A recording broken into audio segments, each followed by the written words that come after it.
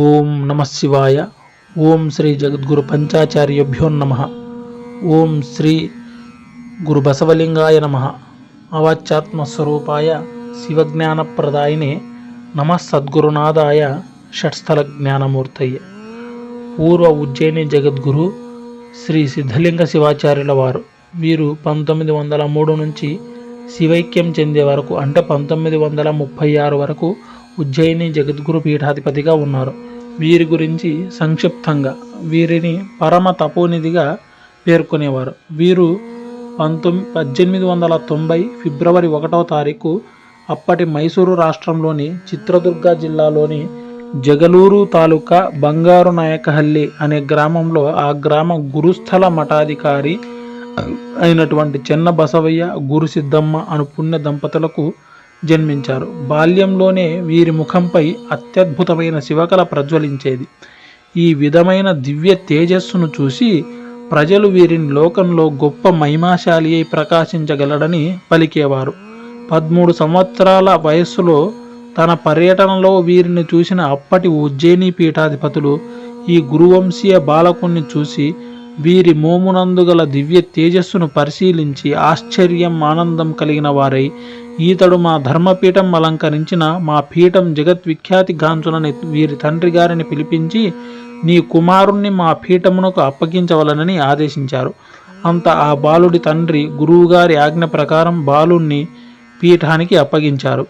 అలా క్రీస్తు శకం 1903 సంవత్సరంలో శ్రీస్వాముల వారు ఈ మహాత్మునికి వీరశైవ మతస్థాపక పంచాచార్య పీఠాలలో ఒకటైన ఉజ్జయిని జగద్గురు పీఠానికి 108వ అధికారిగా పట్టం కట్టారు.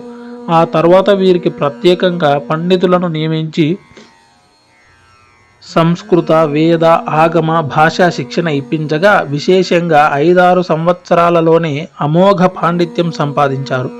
పతంజలి యోగ శాస్త్రం, వీరశైవ షడ్దర్శనం విస్తృతంగా అభ్యసించారు. ఆ పైన వీరి పీఠ పద్ధతి అనుసరించి శిష్యోద్ధరణార్థం దేశమంతా సంచరించారు. వీరు పీఠానికి పట్టాభిషిక్తులైన సమయంలో పీఠం అత్యంత దయనీయ స్థితిలో ఉండేది. ఈ మహాత్ములు అట్టి పరిస్థితిని కొద్ది సమయంలోనే చక్కదిద్దారు. కీర్తి సర్వత్రా ప్రసరించేటట్లు చేశారు.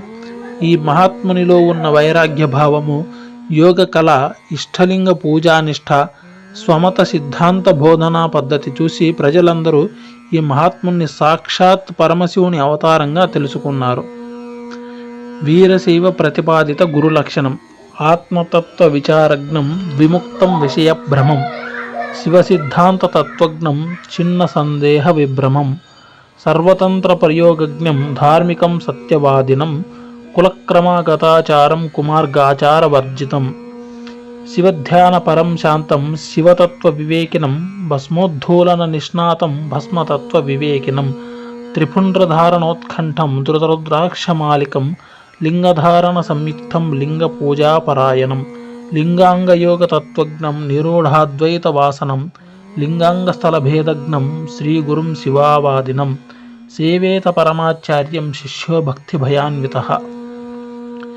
ఇలా వీరశైవులకు కొన్ని గురు లక్షణాలు శాస్త్రం ప్రతిపాదించింది. ఆత్మతత్వ విచారణ, త్రిపుండ్రధారణం, రుద్రాక్షధారణం, లింగధారణం, లింగ పూజా పరాయణం, సత్యవాదనం, కులాచారం, మతాచారం, శివధ్యానం, శివతత్వము, భస్వతత్వము, లింగాంగ యోగం కలిగి ఉండడము, లింగాంగ స్థల భేదజ్ఞం తెలిసి ఉండడం, ఇలా ప్రతిపాదించిన గురు లక్షణాలు. ఈ ప్రకారం వీరశైవ ధర్మశాస్త్రములలో చెప్పిన గురు లక్షణములన్నీ ఈ మహాత్మునిలో స్థిరంగా ఉన్నాయి. ఇలాంటి గురుమూర్తి ఈ ప్రపంచంలో దొరకడం అసాధ్యం, దుర్లభం అని చెప్పడంలో ఎంత మాత్రం అతిశయోక్తి లేదు. మహాసంపద కలిగిన జగద్గురు పీఠమును అలంకరించిన వాడైనప్పటికీ పీఠ సంపదను తృణం కంటే హీనంగా భావించేవారు. వీరికి జనశూన్యమైన అరణ్య గుహ ప్రదేశాలలో ఉండడం అత్యంత ప్రీతికరం. అలాంటి ప్రదేశాల్లో శివానుష్ఠానికి కూర్చుంటే ఒక్కోసారి 3-4 రోజులైనా బయటకు వచ్చేవారు కాదు. దట్టమైన అడవిలో కఠినమైన తపస్సు ఆచరించేవారు. వాక్సిద్ధితో పాటు 18 సిద్ధులు పొందారు. నిరంతర ఆచార విచారాలతో పాటు సదా ఇష్టలింగ పూజలు, జప తపాలతో దివ్యజ్ఞానం పొంది శివయోగాన్ని సాధించారు. వారి నిష్ఠాబలం అలాంటిది. సిద్ధాంత శిఖామణి గ్రంథం పట్ల వీరి భక్తి అనన్యం. సిద్ధాంత శిఖామణి తత్వాన్ని గ్రహించి దాన్ని ఆచరణలో ఉంచిన వారు వీరొక్కరే అని ఘంటాపదంగా చెప్పవచ్చు. వీరి చేష్టలలో ఎల్లప్పుడూ దయాభావం కనిపించేది. ఎన్నెన్నో కష్టాలతో దుఃఖితులయ్యే పీడితులయ్యే ప్రజలు వీరి సన్నిధికి వచ్చి కష్టాలు చెప్పుకునేవారు. దాని పరిహారానికే వీరు ఆశీర్వదించి ఇచ్చే భస్మం శక్తివంతమైనది. ఆ భస్మ ప్రభావంచే ఆర్తుల సకల విపత్తులు అక్కడికక్కడే నాశనమైపోయేవి. అందుకు సాక్ష్యాలుగా ఆ ప్రాంత ప్రజల వేల కొలది నిదర్శనాలు చూపించేవారు. ఒక దివ్య సంఘటనగా ఇప్పటికీ చెప్పుకునేది, వీరు ఎప్పుడైతే అనుష్ఠానానికి దట్టమైన అడవిలో కూర్చున్న సమయంలో పూర్తి భీకరమైన మృగాలు తిరిగే ప్రదేశంలో పరస్పర విరుద్ధ భావం కలిగినటువంటి మృగాలు జంతువులు కూడా వీరు సంచరించే సమయంలో పరస్పర విరుద్ధ భావన వదిలి వైరం మాని మిత్రభావనతో మెలిగేవి. అందుకు నిదర్శనంగా ప్రజలు చూసిన సంఘటనలు చాలా ఉన్నాయి.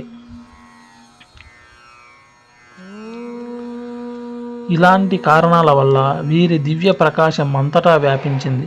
వీరి కృషి వలన జగద్గురు పంచపీఠాలు విశేష వైభవ స్థితికి వచ్చాయి. రంభాపురి పీఠం, హిమవత్ కేదార పీఠం వీరి ఆశీర్వాద ప్రభావం వలన పునరుద్ధరణ జరిగి పూర్వ వైభవం పొందాయి. శ్రీ ద్వారకాచార్య జయంతి సందర్భంగా వీరశైవ ధర్మ ప్రచారం కొరకు 1925 ప్రాంతంలో పంచాచార్య ప్రభ అను పత్రిక ఏర్పాటు చేసి దానికి కాశీనాథ శాస్త్రి గారిని సంపాదకునిగా నియమించారు. ప్రజలకు అవసరమైన ఆహారం, విద్య వంటివి కనీస అవసరాలుగా గుర్తించి వీరశైవ విద్యావర్ధక సంఘం ఏర్పాటు చేసి విద్యార్థులకు అన్నదాసోహం, ఉచిత విద్య కల్పించారు. ఈ విషయంలో వీరి స్వార్థ త్యాగం వీరశైవ ఇతిహాసంలో సువర్ణాక్షరాలతో లిఖించవచ్చు. ఇంతటి జగద్విఖ్యాతి గల జగద్గురుమూర్తి సాక్షాత్ పరమేశ్వర స్వరూపులు అయిన వీరు 1936 జనవరి 12వ తేదీన అశేష శిష్యకోటిని వదిలి శివ సన్నిధి చేరారు. జేతు శ్రీ సిద్ధలింగ శివాచార్య. ఇంతటి మహాత్ములు, సన్యాసి జీవితాన్ని గడిపిన మహాత్ములు మరే జగద్గురువులు లేరు, ఇకపై రారు అని చెప్పడానికి సందేహం అక్కర్లేదు, అతిశయోక్తి కూడా కాదు. ఓం శ్రీ జేతు శ్రీ సిద్ధలింగ శివాచార్య. ఓం నమ శివాయ.